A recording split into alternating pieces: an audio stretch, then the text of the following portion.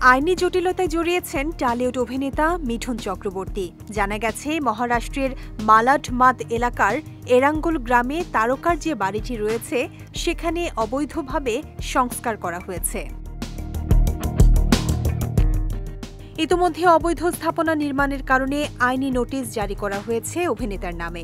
সময় মতো সঠিক জবাব না দিলে অভিনেতার বিরুদ্ধে কড়া আইনি ব্যবস্থা নেওয়া হবে বলেও জানানো হয়।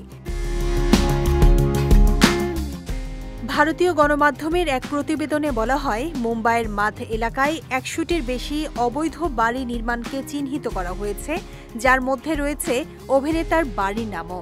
মালাড মাধ এলাকার এরাঙ্গুল গ্রামের ইরাবতী মন্দিরের কাছে যে বাড়িটি রয়েছে তার নিচের তলাটি অবৈধভাবে সংস্কার করা হয়েছে। সম্প্রতি বিষয়টির সামনে আসার পর সরগরম নেট দুনিয়া।